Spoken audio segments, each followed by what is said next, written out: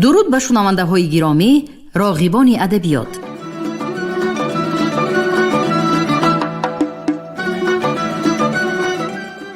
با توجه شما عزیزان، کتاب قهرمان تاجیکستان استاد صدرالدین عینی نمونه ادبیات تاجیک در قرائت کارمند شایسته تاجیکستان علیزاده عبدالرشید خوجانقول. گفتار 42.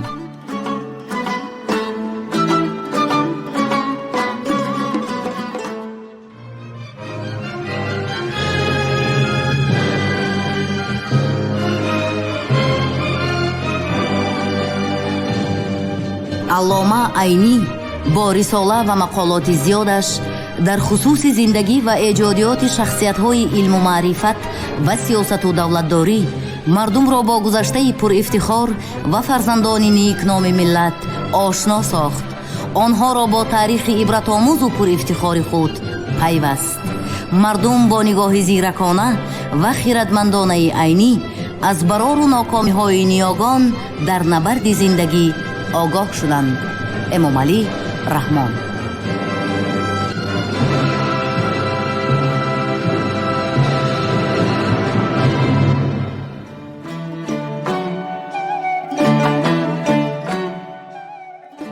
گفتارها در وصف علامه صدرالدین عینی.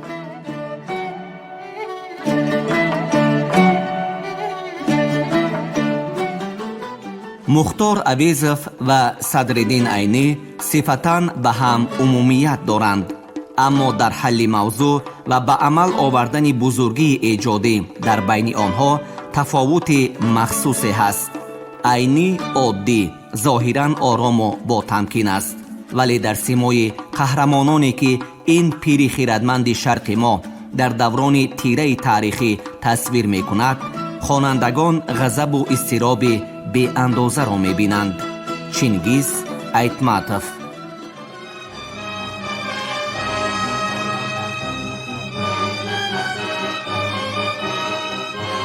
با فکر من نمونه ادبیات تاجیک بهترین نمونه سیر ترقی ادبی تاجیکان است.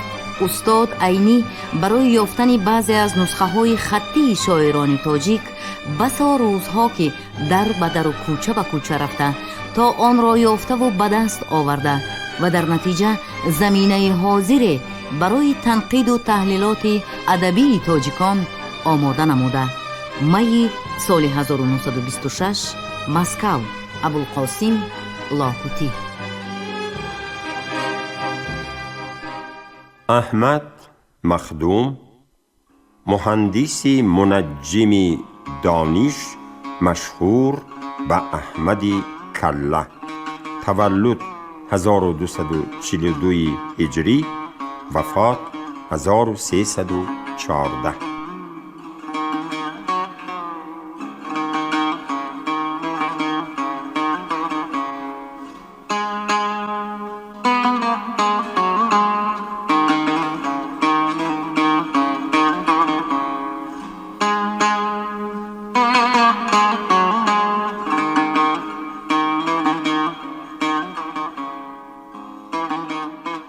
با حفظ شعر از تن خورشید تبره بود. بهرام را تپانچه بروح زد سلبره بود. از چنگ زهره آلتی لهو و طرب بود. شاهین که خامش زی اتارید قصبره بود. چرخش زند به عزم مدیح تو حیتلک. حیتلک جمله است که عربان در وقت دور پنداشتن کار از کسی به همین خطاب می کنند.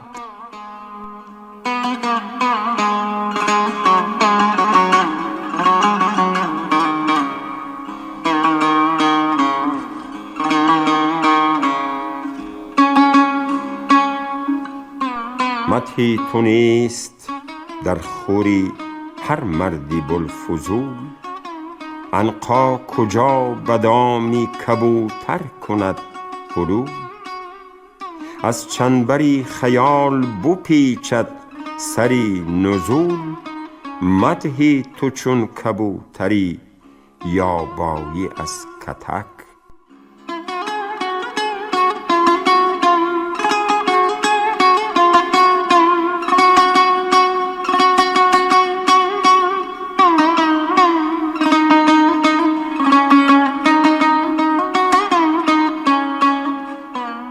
ای افضل الفضایل رأس المهندسین، فضل خدا همیشه بذاتت بود قرین.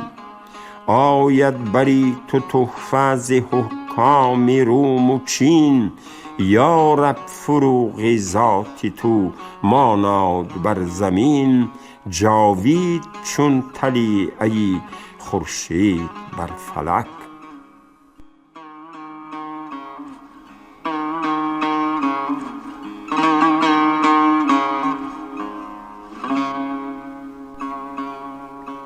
در عالمی فنا نخورد از حیات بر، یک بارگی ز دفتری هستی شود نظر.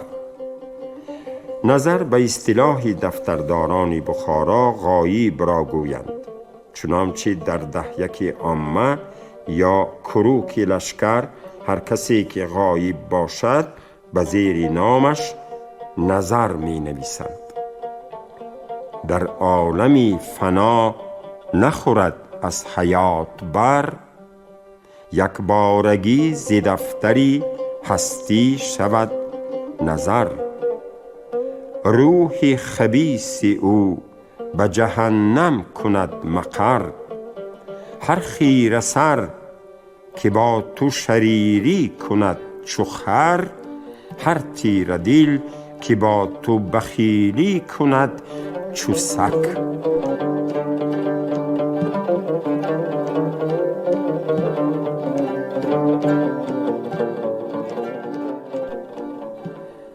در سال و ماه و هفته نبیند رخی پلو، عمرش شود تمام به تحصیل نان جو.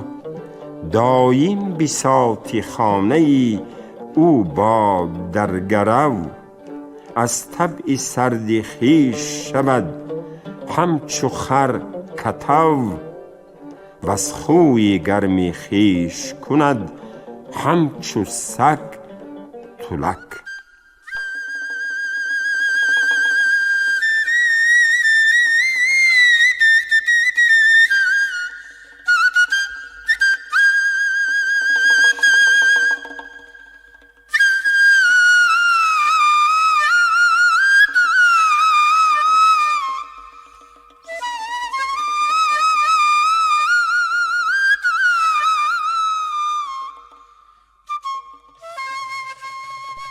احمد مخدوم به امیر مظفر قصیده انشاد کرده در مورد افتخار و شمار فضایل خود این ابیات را نوشته است به طریق انتخاب از تذکیره صدر ضیا.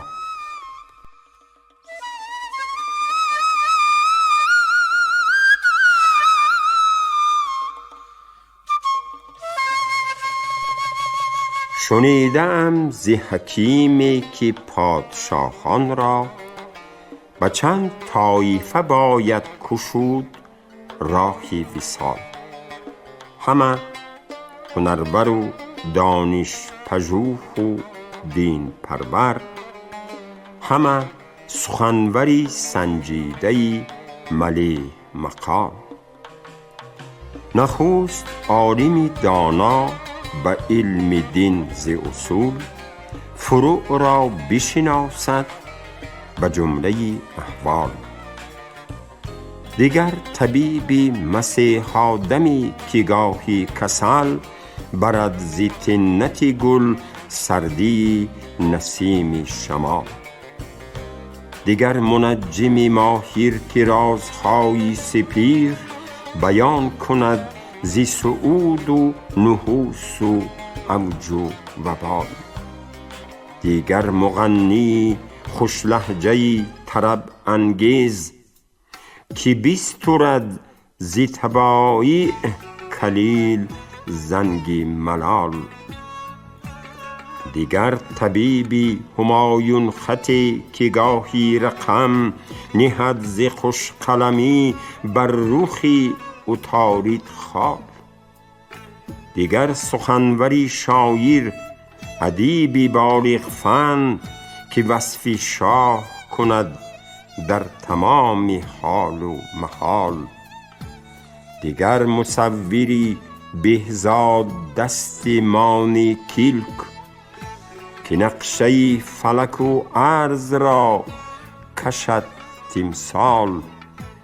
وجود هر یک از این قوم زیب مملکت است، حضور هر یک از این فرقه ملک راست جمال.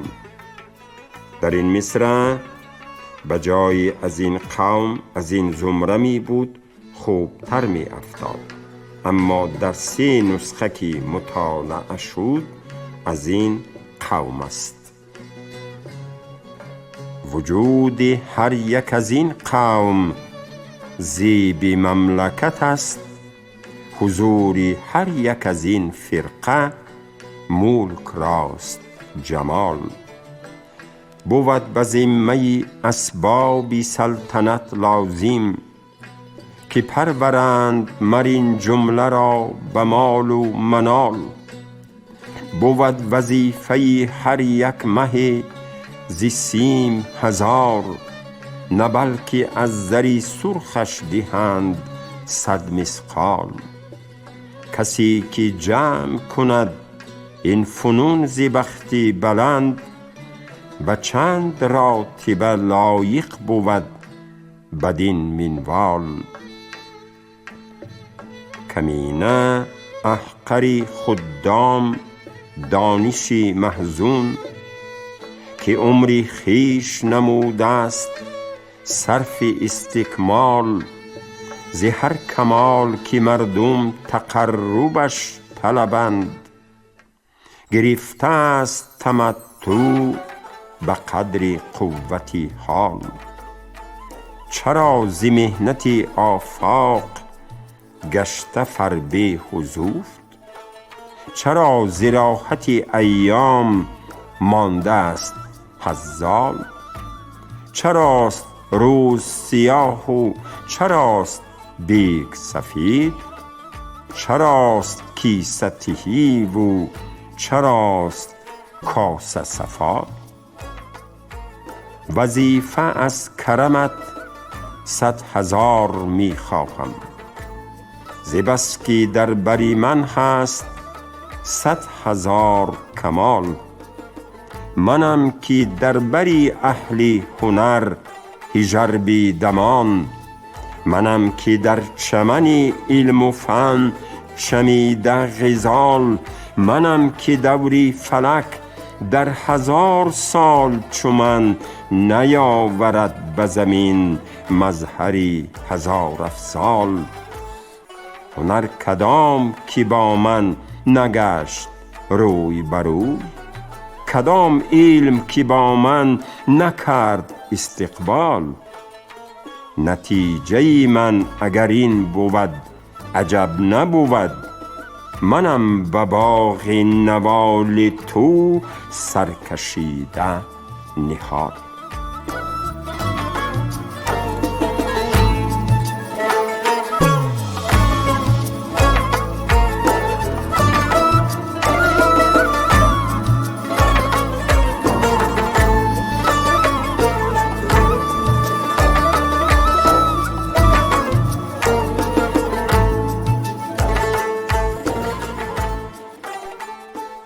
از کتاب نوادر الوقایع احمد مخدوم در باب کسب‌ها و پیشه‌ها در مناسبت در بیان حال خود گفته: من از علم رسوم به قدر وقوف به عربیت و استخراج مسائل ضروریه و استطلاع معنی آیت و حدیث اکتفا و اختصار کردم و درس و تدریس و گردآوری شاگردان را بالمره قارح بودم و طبعم متنفر از غوغا و هنگامه بود و به حال استادانی که پیش آنها تلمذ می کردم ترحم می آوردم که اینها را چی داعیه بر این تشویش و غوغا راضی داشتم.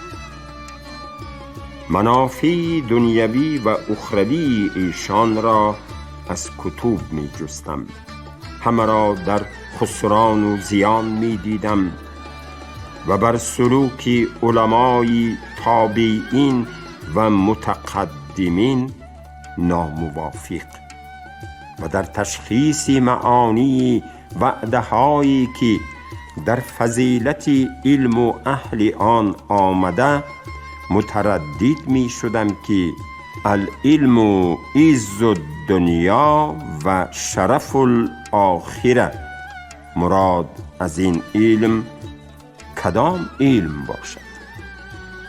جمع آمدن مهملی چند نادان و بی ادبانه و نفهمیده غوغا برداشتن و هر سری چند گاهی چند طبق مویز و حلوا و جامه و تنگه که به ظلم و غصب از طالب علمی فقیر بستانند و به استاد دهند و وی به شادی و فرح در کیسه کند و استاد از بسیاری سخن کردن و حرف زدن دل مرده باشد و قوت هاضمه و دندانها سست شده به دندان شکستن نتواند و به خوردن هضم کردن، شب به جای خواب کتاب بیند و روز از پگاه تا بیگاه غوغا آرد و غلغله بشنود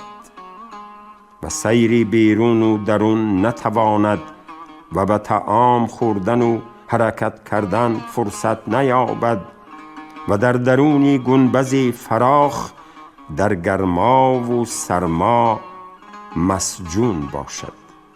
مسجون زندانی. در این حالات غالباً نمازهای فریضه از وقت بگذرد و جماعت فقد شود و چون عزم خانه کند دو مهمل رکابش بگیرند و هم اینانش بروند تا استاز از اسب نیفتد و گردنش نشکند. در این صورت از ما یشابه آنچه عزت تخیل توان کرد که بسی از اوانان ملک مثل اسس و عشق آقاباشی در دوانیدن ابلهان در رکاب با این عزت حضرت دام الله شریک و سهیمند، بلکه زیادتر شوکت آرند. اگر در معنی عزت غلبه و ندرت ملحوظ بود، باید که در این عزت کسی دیگر شریک نباشد و مخصوص و ممتاز باشد و تالی باطل.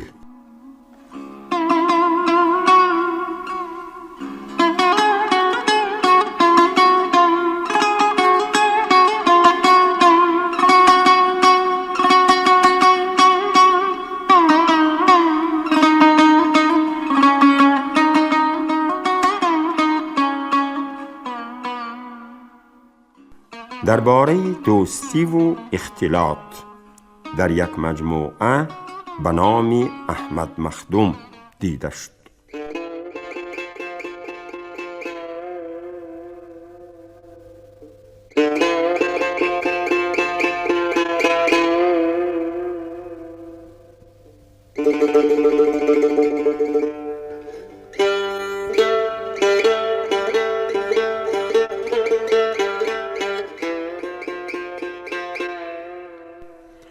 سلامت در راه اختلاط آن بود که در اولی ملاقات اگر دل به حال خود باشد با آن شخص اختلاط کند و اگر دل این کار آرد و وضع آن شخص را نپسندد، همان روز راهی اختلاط را بسته دارد تا تشویش نکشد و درشتی نبیند. این شیوه را مراعات کند، پشیمانی نبرد، زیرا که روح‌ها حال همدیگر را علی الفور تشخیص کنند و اگر نامستعد است رم خورند و اگر اهلیت دارد ساکن باشند و اگر روح خود را مستولی بیند بر آن شخص، آن کس مسخری او باشد و مطیع، و اگر مهیب نماید خود تابع وی بود، اما این کار دلیل کند بر خصومت و عداوت میان هر دو.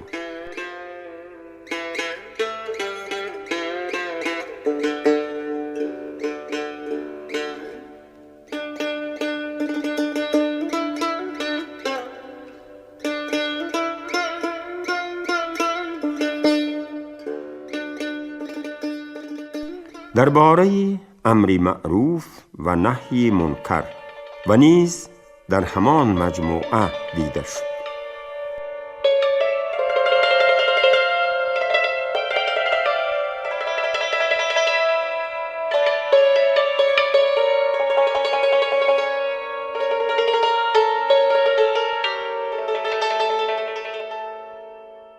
حکما گفتند هر کی را گردش گیتی آموزگاری نکند، پندی هیچ آموزگارش سود نبخشد.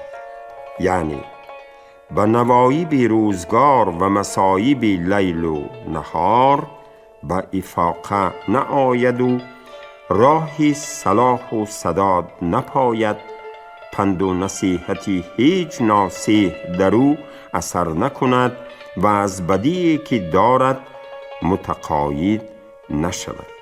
پس گردشی چرخ و انقلابی دهر نیکو مؤدب و محذب باشد اشخاص آدمی را. گوی ناصح را تا بیهوده خود را و غیر را دردی سر ندهد، الا این مقدار که تقاضای تودن و تعاون و رابطه جمعیت و تمدن، افاده اظهار صلاح حال ابنای جنس می کند، یک بار یا دو بار یا سه بار. اگر این تکرار سود نبخشد، حریف را به چنبری چرخ واگذارد که کریای شکنجه فلک گردن فرعون را چون مو باریک می کند.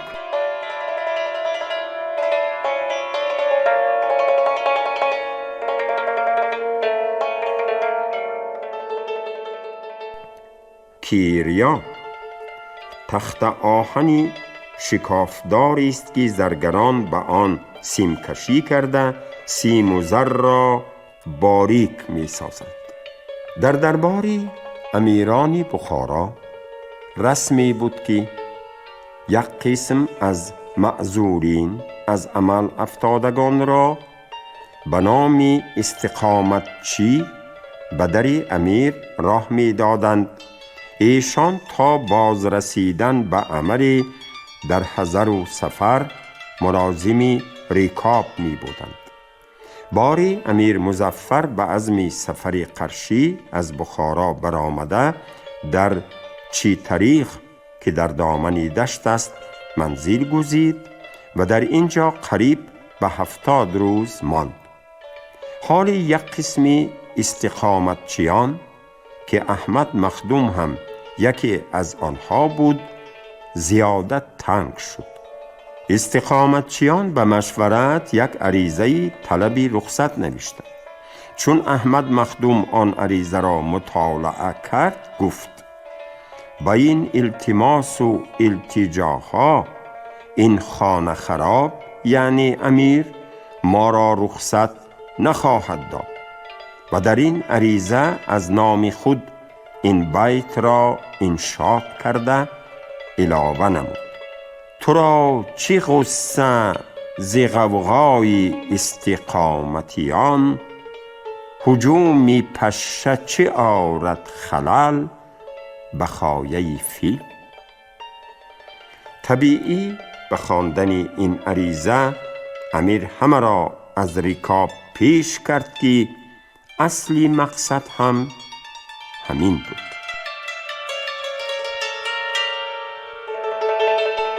از آثار احمد مخدوم دانش به نمونه نگاری دل تشنه شکن نمی شود. آرزو بود که آثار این داهی مادرزاد که در وقت استبداد امیران از انظار عامه متروک و مهجور مانده بود، بعد از انقلاب در سال 1339 هجری به مناسبت 25 ساله وفاتش یا در سال 1342 به مناسبت 100 سال تولدش طبع و نشر یابد.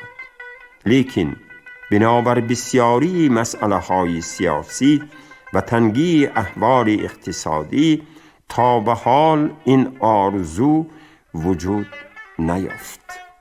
امید است که در سال 1344 هجری به مناسبت سال 30 وفاتش آثارش با ترجمه حالش طبع یابد.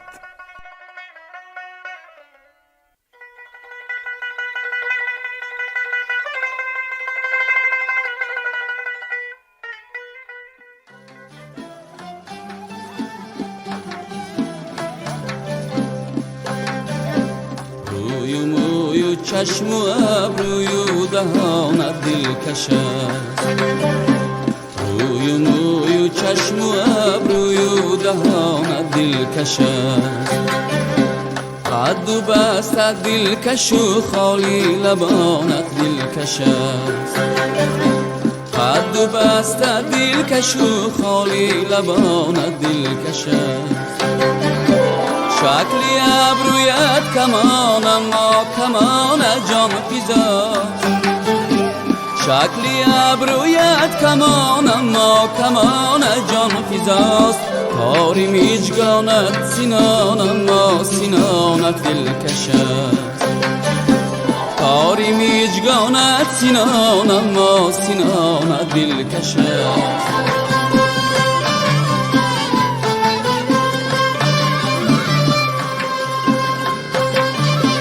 هم گلستانی جمالی بی زوال دلکش است،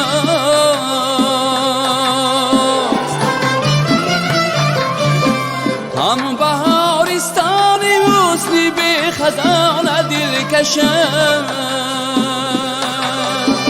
هم خیرامت دل ربای و هم ادای دل فریب، هم خیرامت دل ربای و هم ادای دل فریب، هم کلامت دل نشین و هم زبانت دلکش است، هم کلامت دل نشین و هم زبانت دلکش است.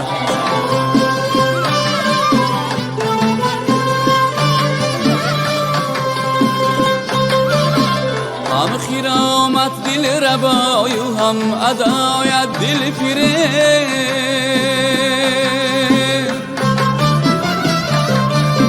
هم کلامت دل نشین و هم زبانت دلکش است. بی غرض سر تا به پایت کانی حسن دلبریست، بی غرض سر تا به پایت کانی حسن دلبریست. هم شکر آمیزی تبری بیانت دلکش است، هم شکر آمیزی تبری. شنونده های ارجمند، شما گفتاری 42 را از روی کتاب استاد صدرالدین عینی نمونه ادبیات تاجیک در قرائت کارمند شایسته تاجیکستان علیزاده عبدالرشید خوجمقل شنیدید. کارگردانی گفتار شیرالی نغزلی.